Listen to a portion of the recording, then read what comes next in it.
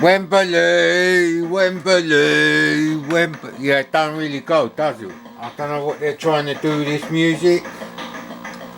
Another sunny day, so it's football, jumpers on the floor for the goalpost, kick about, a few of your mates in the park. Maybe lunchtime at school, before home computers were invented. Of course I've got an iced coffee here, without the ice, so basically it's just room temperature coffee, which is better than hot coffee, although it's not hot today, because last night it was actually quite a cool breeze, so my house cooled down enough. I don't mind the summer as long as there's a cool breeze at night. Copious amounts. Now let's check out street sports soccer. If we can work out what the fuck we're gonna do.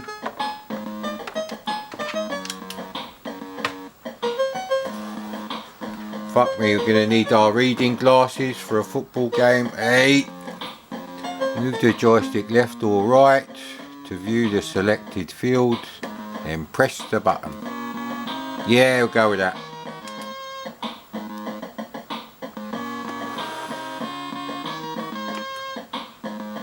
That's not my computer, that's another computer that's invaded my computer. What the fuck? It looks like a fucking VDU terminal with an Oric 1 in front of it. Yeah, anyway.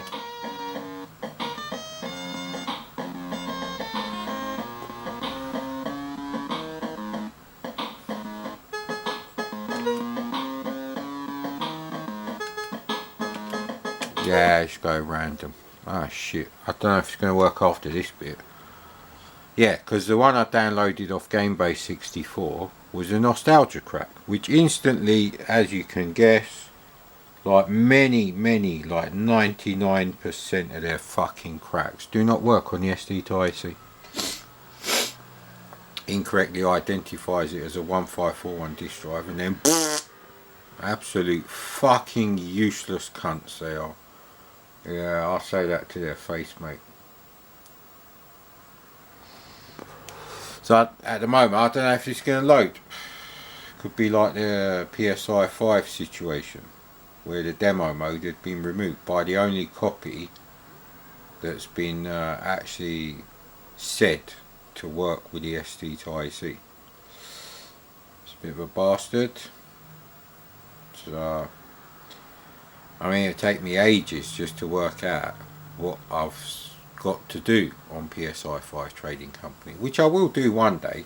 Probably not in this setting. I'll probably do it in the actual setting. So yeah, really, if my channel was a bit different, I'd probably do a video telling you that really, if you don't want to feel like a knob in front of a real C64 with a joystick in your hand, this kind, well, not this specific model, you know what I mean, not being dirty. And I think for me personally, what has to be the same is the C64 model you had. Now, I did get one with orange function keys, but then the power supply went fuck me, it's loaded. So you need the same, but mine was replaced with a 1984 one with the grey function keys anyway. I remember that. Graphics look alright there. So I'm going to say you need the TV that you had, or a very similar one, which is what I got. Phew, got out of that one.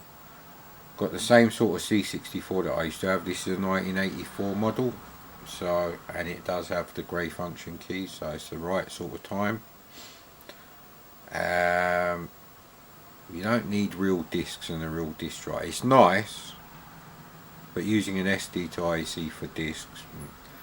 Now, if you're going to be using tapes, then you really need a tape deck in good condition. So that's item number 3. And you need, and or, you know, this is up to you totally, the joystick that you had for the majority of the times you were playing those C64 games, and one that's really good. So for me that would be the Zip Stick and the Quickshot Turbo. Obviously Atari VCS controllers and Colecos, but that's another video, and this shouldn't even be in this video. But anyway, I think that's all you need. So you need a real tape deck and some real tapes at work.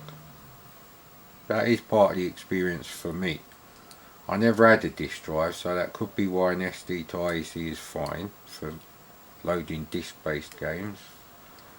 So it's the TV, the actual C64 and the tape deck, and some of either your favourite games that you had or that you always wanted on tape that work.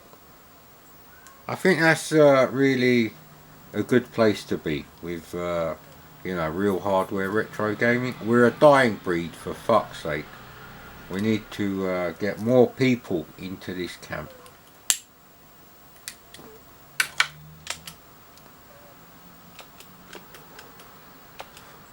We'll go at 5. I probably shouldn't have done it that way. Beginner, yeah, do.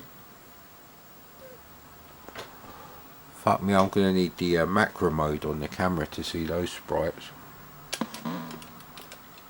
So I don't actually know who I'm controlling. I'm controlling the purple geezer. So we've got to go over this side. It's actually quite fast, but I'm trying to avoid them so I can see what goes on with the scrolling. So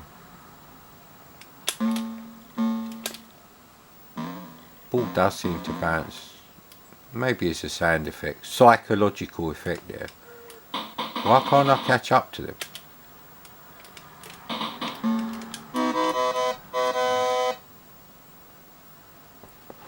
Look mate, never played this game before in my life, and I am still smoking me roll up there and in need of a coffee. Wet the whistle a bit there. I don't think it's going to be a long video at all the way they're going. So I think this is a later game. I believe the soccer one was 1988 and the basketball one was 1987. The basketball one is on the regular SD card. This is on the camera SD card number 2, because number 1 is in the camera right now, obviously.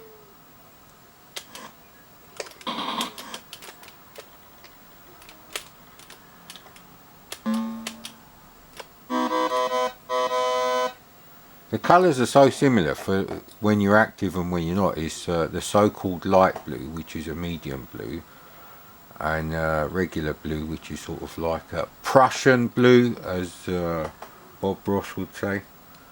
And again, if my channel was different, I'd do a little series called Painting with Oz Ross. Obviously using an Amiga 1000 and D-Paint 3. With 1 meg of RAM at least. So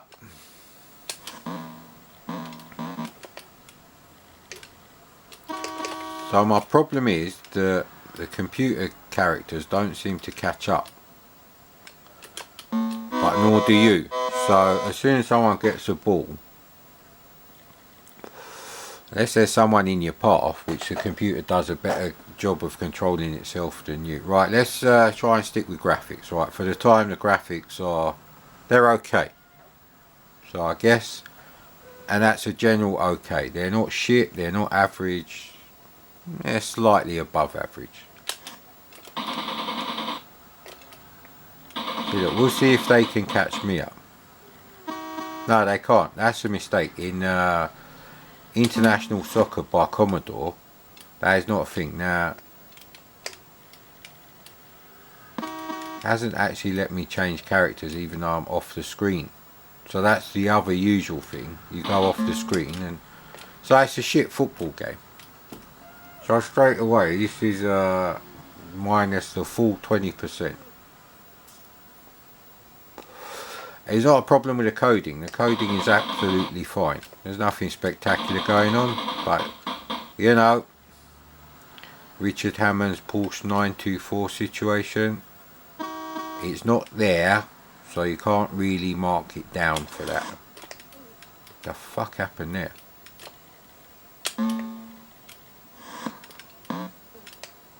So the animations are okay as well. So yeah, I think 20 out of 25 for sprites and you know, the graphics for early 88, late 1987, because it's probably the same game engine as Street Sports Basketball, I reckon.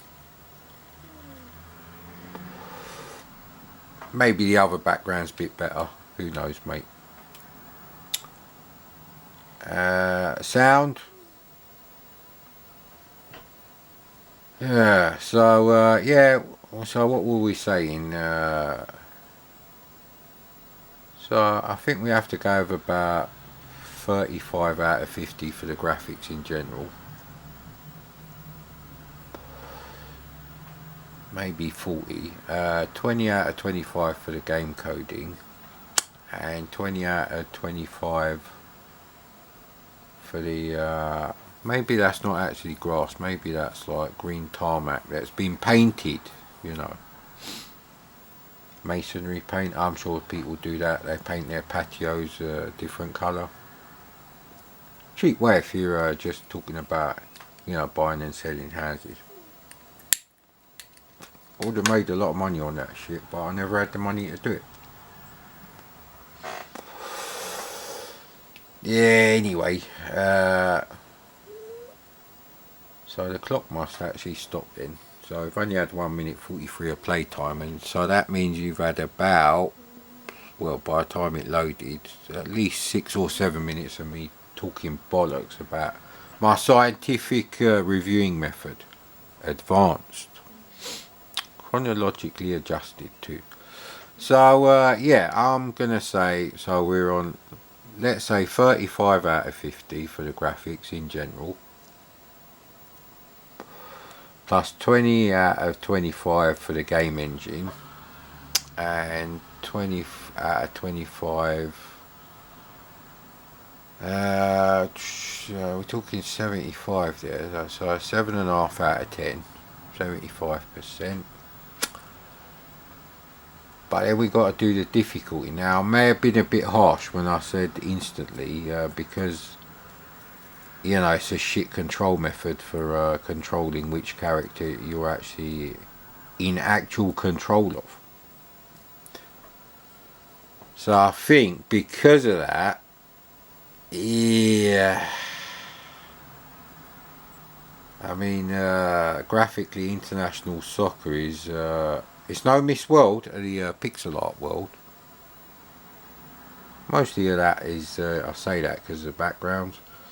Yeah, they could have been better, but the sprites are actually, they're okay, considering the limitations of, if you want that many sprites on the screen, blah blah blah, you know the score.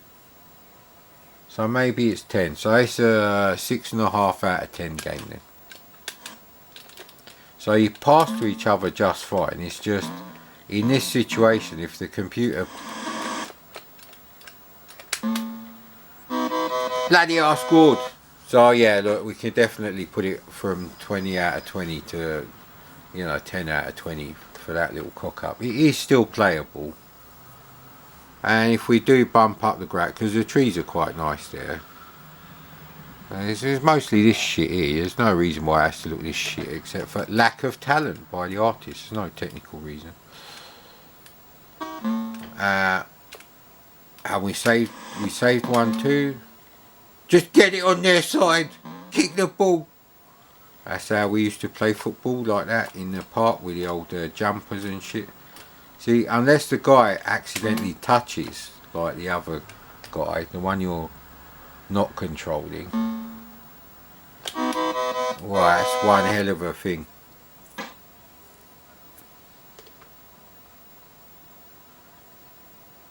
So I think, yeah, it's not bad. But I think 7 out of 10 is a fair score. 6.5 to 7 out of 10.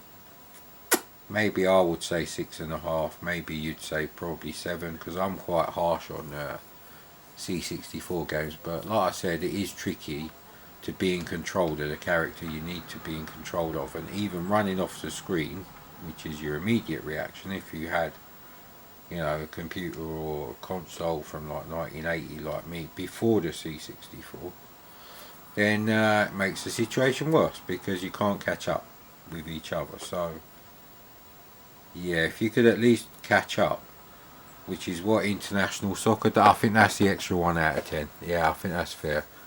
So yeah, I think, and this is for a single player game. For a 2-player game, the situation would be higher. So I think we can say 6.5 for a 1-player game, 7.5 for a 2-player game.